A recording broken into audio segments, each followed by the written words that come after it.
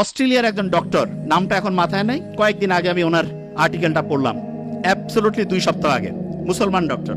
উনি গাজায় গেছে, প্যালেস্টাইনের হচ্ছে যে ইয়া করছে, ওটাকে কি বলে, অপারেশন করছে। তা ইসরায়েল যে ভয়ঙ্কর ধ্বংসলীলা চালাইছে, অজ্ঞান করার যে জিনিসপত্র সেটাও নাই, অজ্ঞান করার জিনিসপত্র নাই। উনি জানে যে অজ্ঞান করার মাঝখানে হচ্ছে জিনিস শেষ হয়ে যাবে। অপারেশনের মাঝখানে ঘুম থেকে উঠছে, উঠে কোরআন তেলাওয়াত শুরু করছে। তারপরে অপারেশন উনি বন্ধ রাখছে। তা যিনি রুগী বলতেছেন আপনি অপারেশন করেন, বলছে ইশারা করছে, কোরআন তেলাওয়াত করছে, ইশারা করছে, বলছে তুমি কষ্ট পাচ্ছ না? উনি কোরআন তেলাওয়াত করছেন।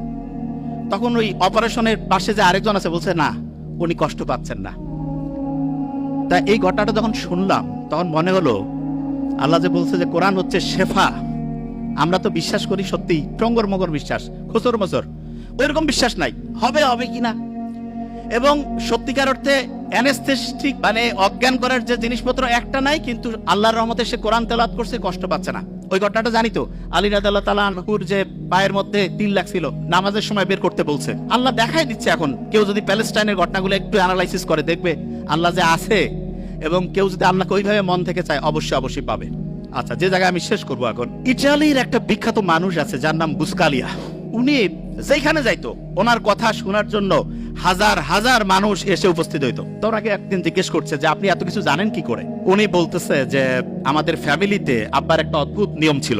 সেই নিয়মটা হচ্ছে এরকম, প্রত্যেক দিন রাতের খাবারটা আমার বাবা আমাদের সব ভাই বোনকে একসাথে নিয়ে খাইতো, এবং প্রত্যেক সন্তানকে তিনি আলাদা করে জিজ্ঞেস করতেন what did you learn for the day, আজকের জন্য তুমি কি শিখছো?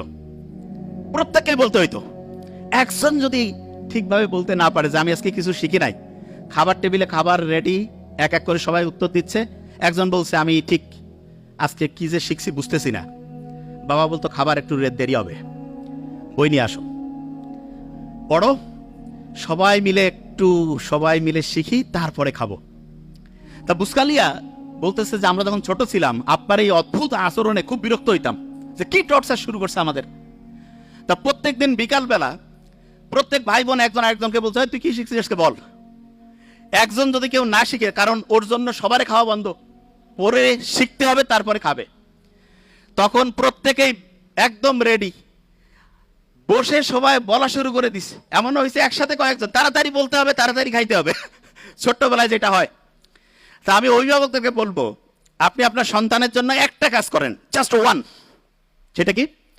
প্রত্যেক দিন সে কি শিখছে সেটা আপনি শোনার চেষ্টা করেন, প্রত্যেক দিন কি শিখছে সেটা শোনার চেষ্টা করেন। এবং এক্ষেত্রে আমি সবসময় বলি শোনার তো এখন টাইম নাই, টেকনোলজির কিছু ভালো ব্যবহার আছে, ছেলে মেয়ে দূরে পড়ে কোনো সমস্যা নাই, একটা চমৎকার ডায়েরি তাকে কিনে দেন। ডায়েরিতে বলেন যে প্রত্যেক দিন বাবা তুমি আমাকে হচ্ছে ডায়েরিতে এই যে এরকম করে লিখে দিবা, তোমার 30 দিনের জন্য মান্থলি ধরো বরাদ্দ 10,000 টাকা, প্রত্যেক দিনে ডায়েরি লেখার জন্য তুমি 300 টাকা পাবা। মাসে যদি তুমি 20 দিন ডায়েরি জমা দাও 6,000, 4,000 নাই, কিছু করা লাগবে না।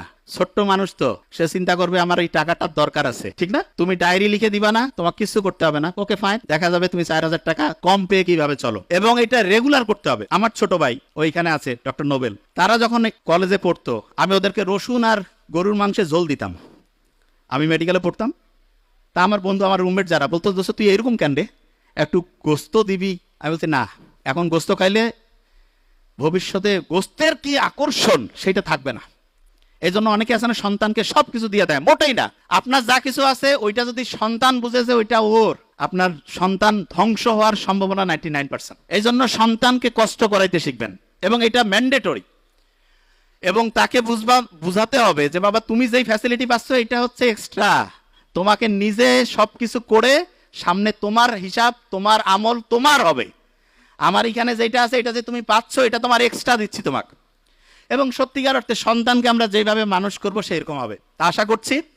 প্রথম আরেকবার ধরে ফেলি, সবচেয়ে ব্রেইনের জন্য ভালো ওয়েব কোনটা? আলফা। আর্লি মর্নিং কোন ওয়েব তৈরি হয়? নামাজের পরে, কোরআন তেলাওয়াতের পরে।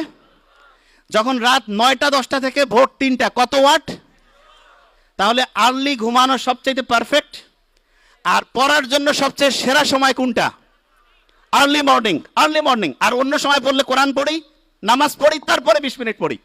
এবং ওদেরকে বলবো প্রত্যেক দিন ডায়েরি রাইটিং ম্যান্ডেটরি করুন। Thank you so much. আসসালামু আলাইকুম।